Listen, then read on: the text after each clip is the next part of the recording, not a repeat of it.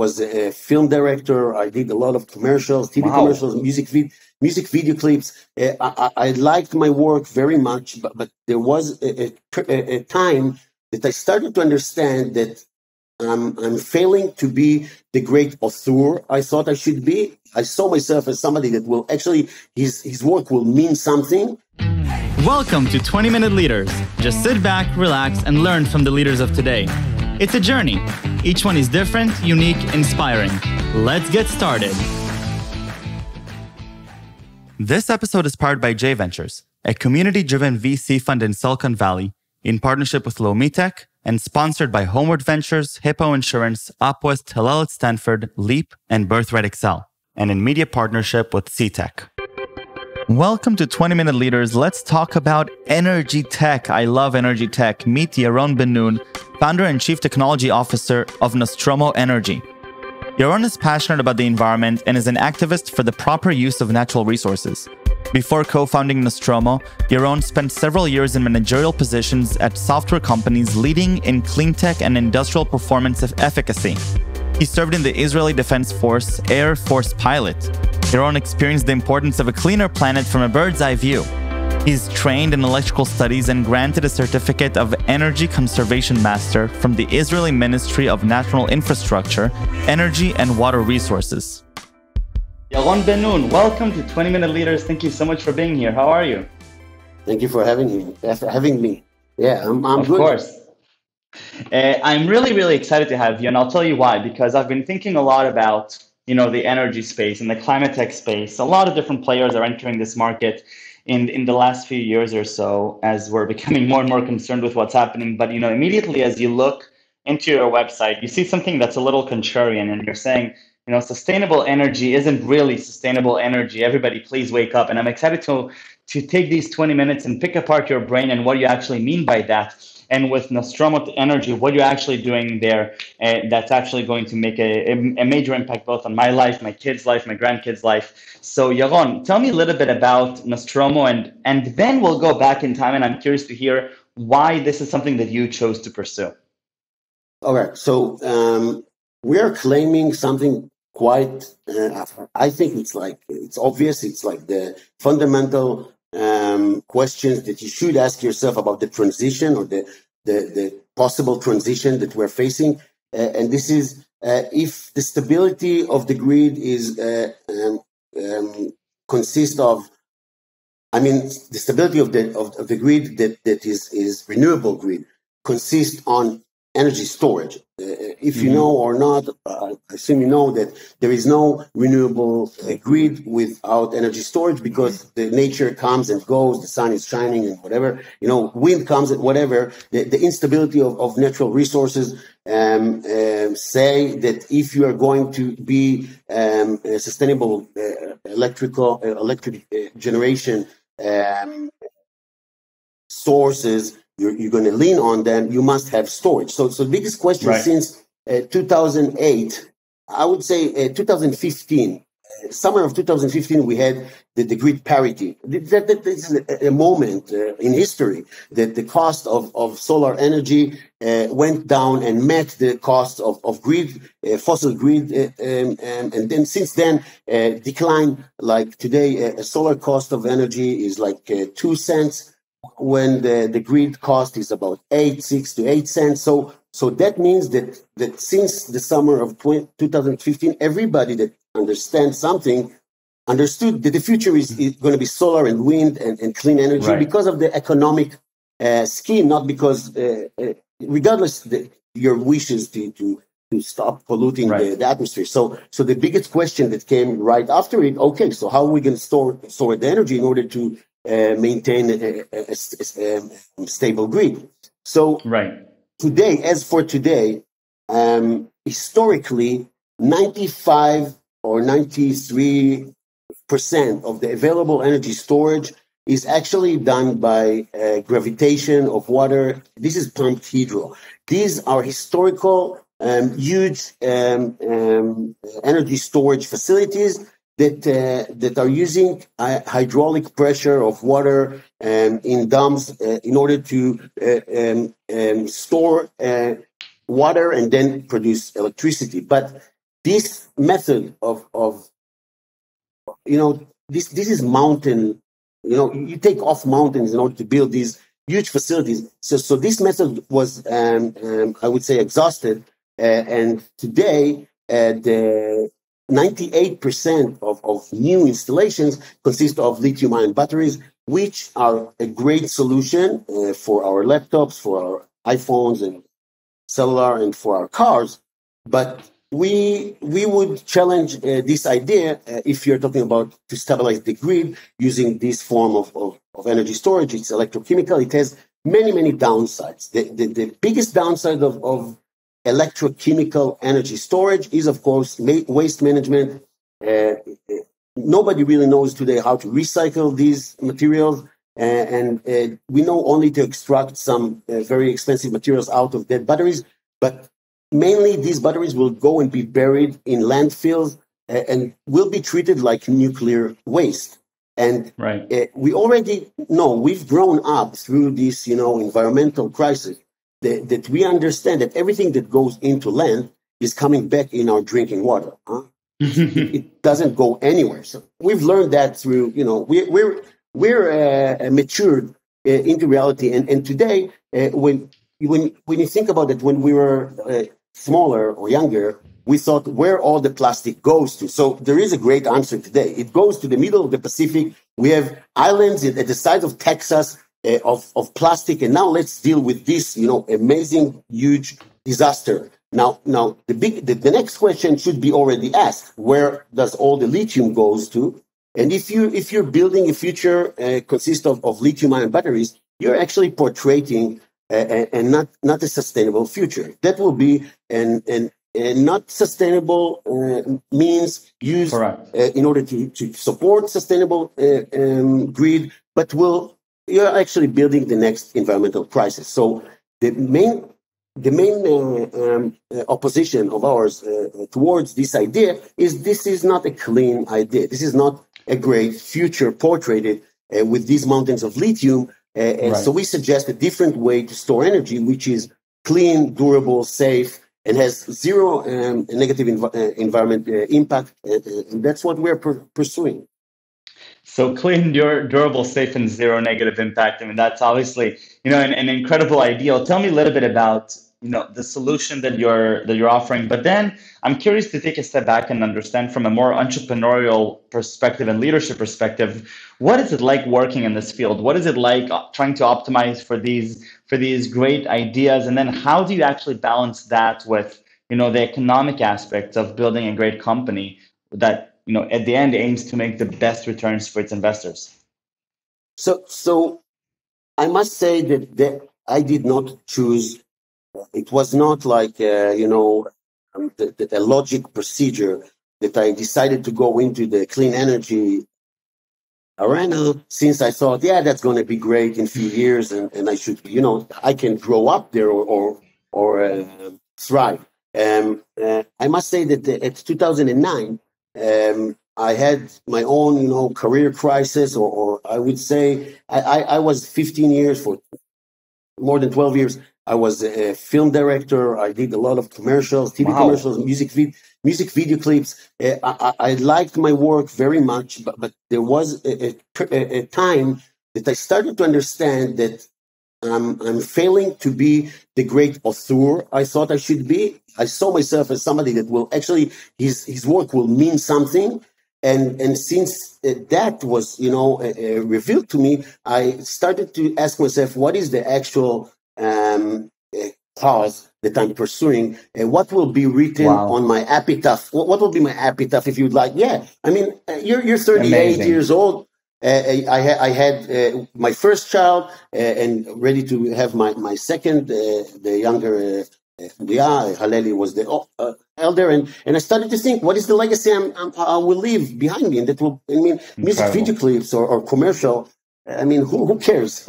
So I had a crisis of I would say looking back towards more early in my life, passionate towards being able to be part of something that means more than the usual every day. And I decided very I would say like blindly, I heard about the solar revolution that started about 2005, 2007. It was more, it was more, it appeared more, and I understood, I could feel that this revolution is starting, and it's a very interesting one. And this is a tikkun in what way? Something like fixing the way we've treated our environment. And I thought that could be a great journey to go into the startup environment and being dealing with how to change the world for the better. So I pointed, I designated myself towards this arena, and I was working as a marketing communication manager for one startup because I was director. It was easy for me to catch this position. And then I was a partner in other startup that did energy management for big producers, big companies that produce and manufacturers. And then in 2016, I had this it was actually big frustration because I knew two things, or more than two, but not more than three. The first one, I knew that air conditioning is the biggest consumer on the grid. I was exposed to data. I understood the massive electricity demands of cooling systems and how it grows year by year. Second, I understood that the need for storage is going to be huge because of the solar penetration. In California today, they are producing about 16,000 megawatt of capacity of solar energy. The meaning of that, it's like 16 gigawatt. It's like Orot Rabin, if I may say so. It's like 2.7 gigawatt. So it's like taking Orot Rabin tripled by 5 or even 6, and all these, power plants are going down at sunset and disappear, vanish as like they were thin air. So the grid that is dealing with such a fluctuation in the supply must give a great answer to the storage in order to stabilize these changes. Otherwise, the grid will collapse. Now, today, California is producing only 14.6 or so % of its total energy with solar, and they have their goal for 2030, which is 9 years from now, to be 50%. The meaning of that is that solar production in California will have to triple in the next 9 years, triple. And we're talking now on a ramp up on street sunset. They are losing between 4,000 to 6,000 megawatts every day. This is like a crazy situation now. So deeper penetration of solar will have to draw huge amount of energy storage. So the last thing I knew in this matrix, that air conditioning is the big user of electricity on the grid, that the need for energy storage is going to be huge. And the last thing is a simple trivia that tap water, H2O, aka H2O, has the highest latent heat in nature. Okay? What does that? Okay. What does that mean? What does that really mean? What does it mean? There is a secret for every material in nature called latent heat, meaning there is a certain factor how much this material can either absorb or excel energy while changing phase without the temperature changes. I'll give you an example. If you heat water, so they don't boil at 100 degrees centigrade or 212 Fahrenheit. It's not the truth. Once they reach this temperature, they start to absorb energy without changing the temperature. And actually, the phase change into gas will happen way later after they reach the temperature. So this phase, it's called a change phase or latent heat, goes either from liquid to gas or from liquid to solid, the same. It has different values. So water are the strongest material in holding and absorbing energy before it solidifies, before it becomes ice. So the simple ice that we know, this is an amazing way to store cold energy in the most dense way, well, only second to ammonia, but this is like only second to ammonia. They are by far the best material to hold cold energy in the form of solid. So every time you see cube of ice, you should know that this anomaly is crazy. And I'll tell you a secret: water has 41 anomalies. Wow. 41. This is only one of the anomalies of water, which put water as the most alienite or the most like strange material on Earth. So you would think that water are normal. They are as totally abnormal behavior. So I knew about this anomaly. So the next question I asked myself is, how come nobody is working in order to exactly? It sounds so trivial now.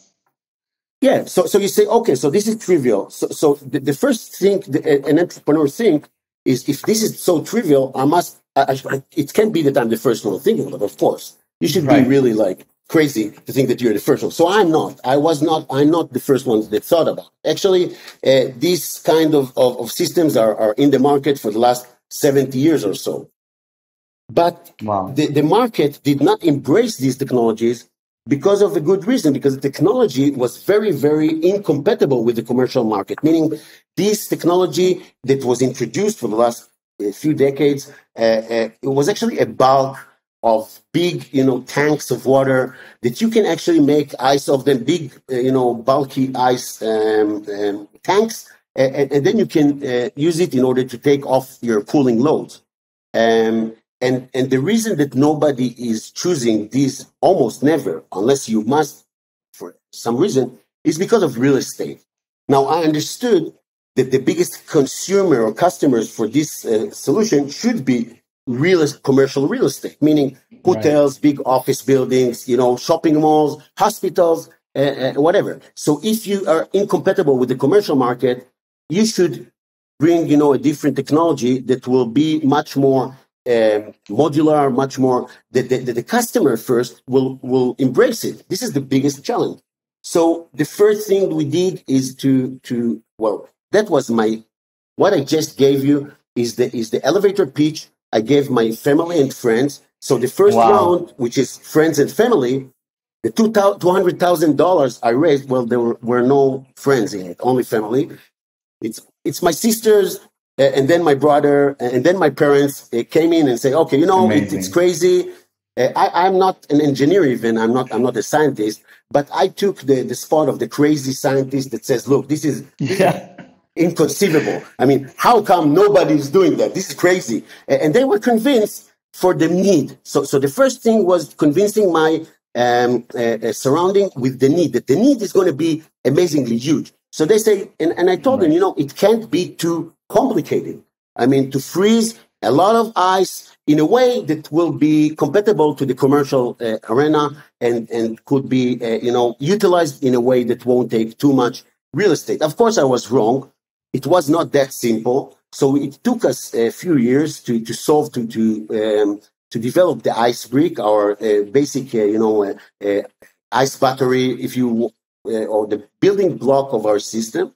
And then we understood much more about this arena and the landscape. So we had to confront other technological barriers and challenges, which we have already confronted. Our system today is matured and is working and has great, performance. And that took about $5 million. Till this day, we already invested or put into our research and like I would suggest like $8 million. And we just finished a merge, so we were founded with $13 million. So altogether, we are now founded about $20 million, and we are now publicly traded. So this is not a recommendation to buy our stock. I cannot recommend to buy our stock. So please put this disclaimer. I cannot recommend to buy our stock. So this is not a recommendation. Please. Yaron, I think it's such an inspiring story, both from the legacy personal perspective of, you're doing something, you're successful at it, and you're saying, well, actually, what is my legacy? And why am I here? And what kind of world do I want to leave behind me? And then not just think about it, but actually act on it. And the first thing is, getting your family on board and realizing that there's this opportunity here in the market that, wait, why is nobody else working on this? And a lot of other people are much more knowledgeable than I am, but going ahead and actually doing it and making it into a publicly traded company with millions of dollars in funding. And I think that that's just an incredible story for every young entrepreneur and anybody thinking to be an entrepreneur. And really anybody thinking of what kind of problem they want to solve. So Yaron, thank you for the inspiration, both on the entrepreneurial level, but also on the level of making the world a better place and thinking outside of the box about the world and how to do. And I have one last question for you before I thank Please. you one last time. What are 2 or 3 words that you would use to describe yourself? If you had to think about yourself, from a third person perspective, what kind of words would you choose? Um, I would say that I'm uneasy. So Unease. yeah, I mean, you should be a little bit crazy. You should have some kind of OCD you should be a little bit megalomane. You should think that the world is waiting for you to say something in order to be entrepreneur. Otherwise, I mean, don't Right. go there. You should be a little bit, 100%. yeah. I mean, so I think that what characterized me the most is that I like a child, I'm in awe. I'm really like it's crazily getting bigger as long as I'm more mature. Like the big questions are unanswered. The great life journey is just revealing itself as more mysterious. I think that everybody is interested in high physics, understand that our reality is like just like one side of the story, and there is other things going around which are totally crazy. And I'm not talking only about Schrodinger's cat. Sorry, Yeah. Schrödinger cat. I'm not talking only about him, although I have my thought about this cat. I'm talking about everything around you. This is just. I understand that I know as I'm growing up, I know less and less, and I stay, like I said, in awe. I'm amazed to be, in this story alive. So I would say that if you're lacking this curiosity and passion towards, studying and learning, I wouldn't suggest you will go to be an entrepreneur. If